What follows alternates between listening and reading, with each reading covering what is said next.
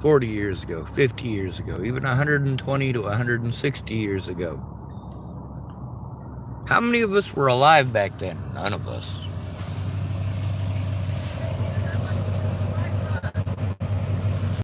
I'll probably waste it on gas. Thank you, ma'am.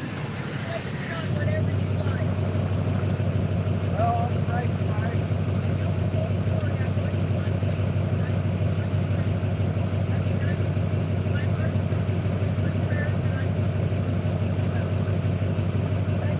I didn't know anybody in this county knew I existed other than one man.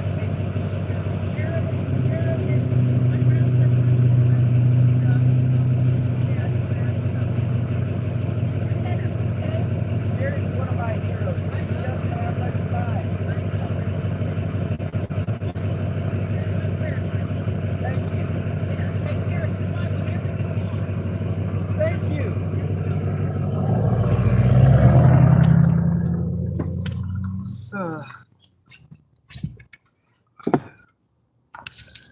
All right. I should get gas. I could get some tobacco.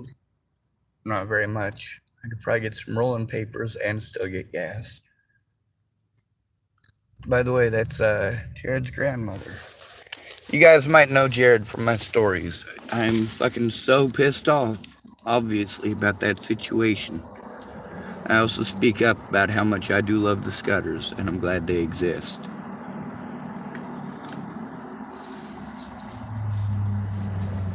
Obviously, this ain't an easy thing to do.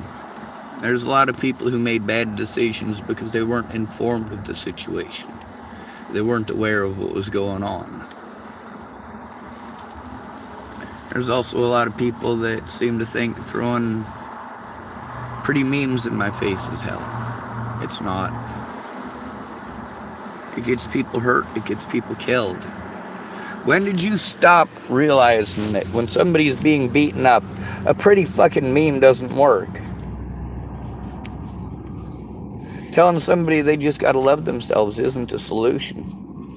When somebody's hungry, yeah, giving them a sandwich makes sense.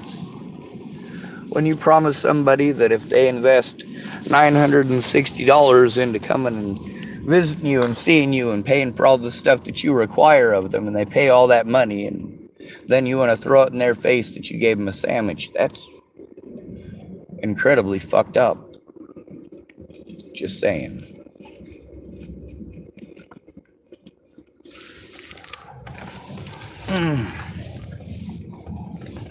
Now we've got a situation here where we need men to be able to have a voice before we can help any of y'all women out who are complaining to us who actually have problems.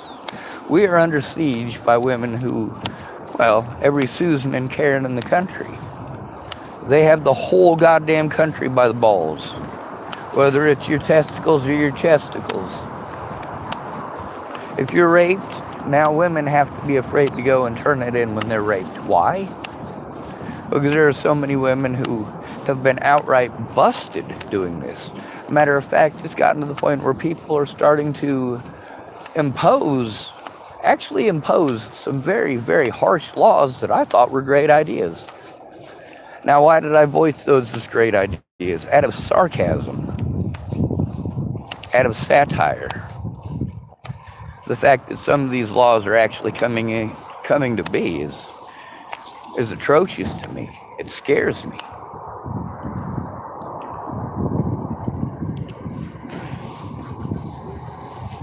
It's gotten to the point where we can't use the word suicide. See, here's the number one thing you're supposed to do when it comes to suicide prevention. Number one is listen. That's right. If your friend is suicidal, there is always a reason. And the number one reason, believe it or not, is you not listening. The number one reason for girls cutting on themselves is you not listening. I want you to look at your daughters who are sliced up one side and down the other. Diced to pieces like ribbons. Cut after cut after cut. Now look at your boy. You notice how he doesn't have those cuts on him? Yeah, he's more likely to commit suicide. Oh, she's been taught that she might get hurt if she cuts on herself. He already knows what'll happen. You go to your trusted adults, they don't want to do their jobs. As an adult who's disabled, it's different. Because as a child, you go to your guidance counselor and they're supposed to do something. As an adult, you have the equivalent that you're supposed to go to, and legally they're supposed to do something. If they don't, they try to talk you out of it because they don't want to do their jobs. They just simply don't want to do their jobs. They don't want to do their jobs for a male. Now, studies show that 80% of men who commit suicide or attempt to commit suicide reached out for help before doing so. That's only what we're able to prove. The thing is, nearly every person I've ever known, male or female, that committed suicide went to somebody about it first. They committed suicide only when their friends blew them off, and you get to see how my friends blow me off, the excuses that they make, the way the cops treat us when we go in about abuse. The cops did everything they could to deter me and prevent me from turning in my predators, giving my predators ample time to harm me over and over and over again and then play victim when I spoke out publicly. Why did I have to speak out publicly? Because nobody listens to us. The police aren't going to listen to us. The best we can hope for is that one of you actually gives a shit to be more than just words. Now, let me tell you about some people who are missing right now. Claire Jordan is still missing. That lady whose vehicle is over there, I haven't been able to go back through the videos and find her, and I spent like an hour and a half the other day going through trying to find it. I was told I should have spent my time doing something else, but god damn it, she's a human being now, isn't she? What about Natalie Bollinger when she disappeared? Was I pissed off and trying to go kill people and all sorts of stuff because I couldn't have her vagina? No, I was fucking interested in getting her home safely. I was interested in having her call her mother so that somebody knows that she's safe. I figured it was probably similar to the situation with my sister back in 2012, where she was trying to flee abuse by a husband or boyfriend and needed a safe place. You notice that safe place is pretty fucking important. Well, you guys who have safe places, you make jokes about us who don't. As in, if a safe place is just something that's a mental problem that we have.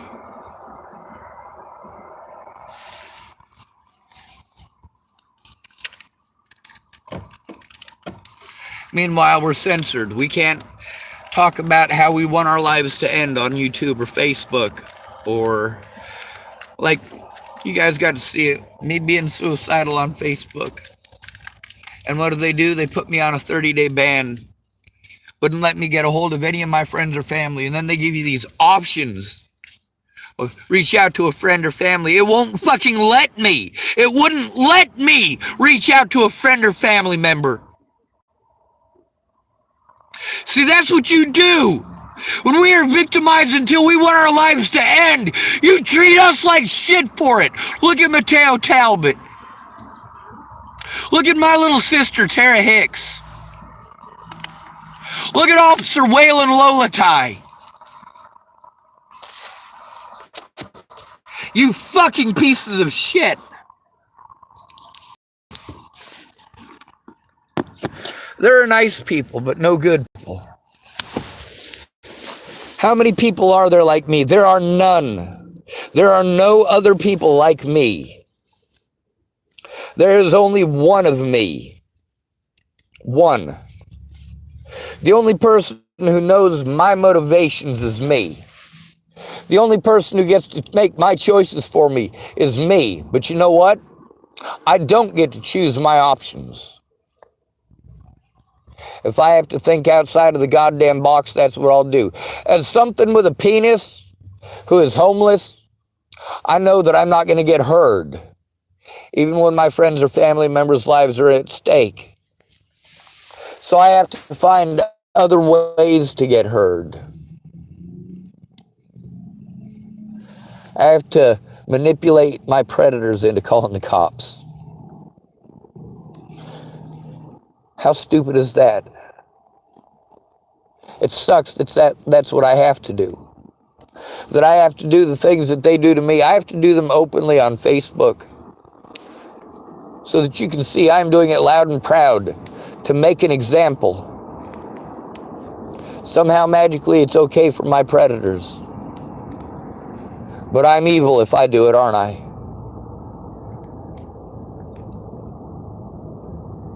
You tell me just to ignore it. No, what I needed was a protection order against Natalie Bollinger and her friends and family. But that slander prevented me from seeing my friends and family.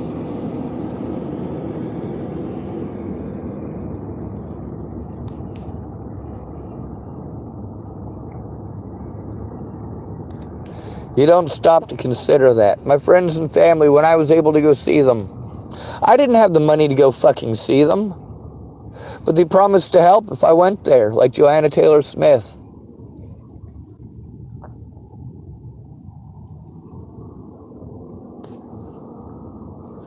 Or Kayla Peaches Trujillo.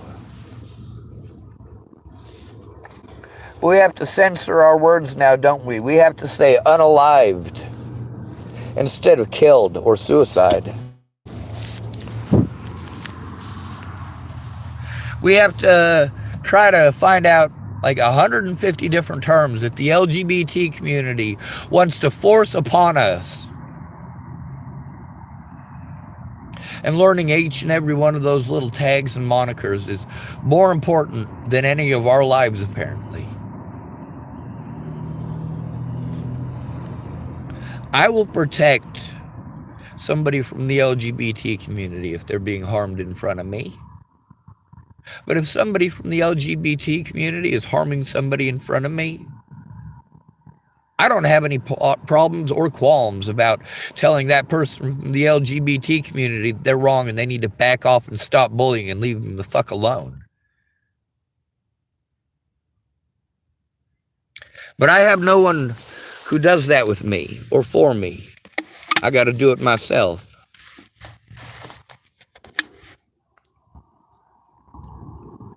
At least I'm not a coward. That would make things suck a lot worse. And I got that $5. I'm probably going to put it in for gas.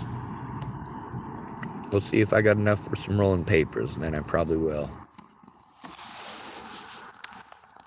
There's situations with the Scudders that, yes, I'm pissed off about. Their understanding of the situation isn't that great, and that's something that I'm pissed off about. Them being broke is something that I'm pissed off about. As far as Jared goes, out of all the Scudders, he's the one that I worry about the least. The one that I worry about the most is Scott. And that's not because Scott's a bad person or because he's got some horrible karma coming to him.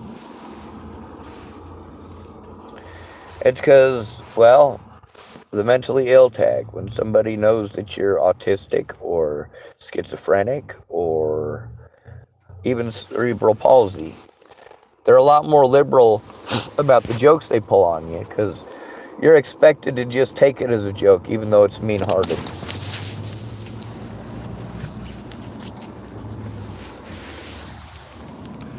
Even if it hurts you, you're supposed to laugh it off, and many of us do.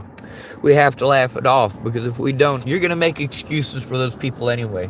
Oh, they'd never do that to a disabled person. Are you sure you're not just viewing it wrong? That I'm supposed to know if you're a them, they, or a he, she. We have to confuse the whole language with descriptives. If I'm assaulted by a man in a dress, I'm going to say it was a man in a dress. I don't care how that person identifies. the way that they identify versus the English language are not the same. If there is a man with a full beard dressed in man's clothing telling me that he's a man-hating dyke who rides on a bike, well, he can go ahead and identify that way. But if he assaults somebody and runs away, I'm not going to say it's some lady who rides a bike and doesn't like men. No, I'm going to say it's a big dude with a beard, bald head. I'm going to give a description of that person. Not the description that they have in their own fucking fantasy world, but who they physically are in this one.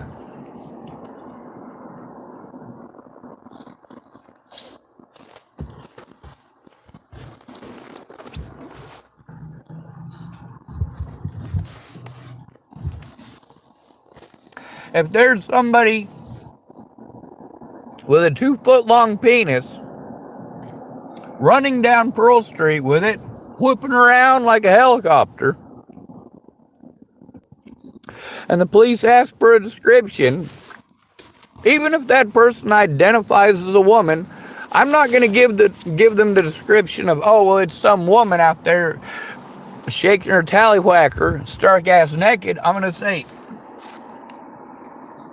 it's a guy with a 2-foot-long dick. He's naked. You should have no problems finding him. If he wants to identify as a fucking helicopter, does that change the fact that he's exposing his penis on Pearl Street? How about if he wants to identify as a fucking hamster? Does that make it okay for him to crawl up your ass? No! Use your fucking brains!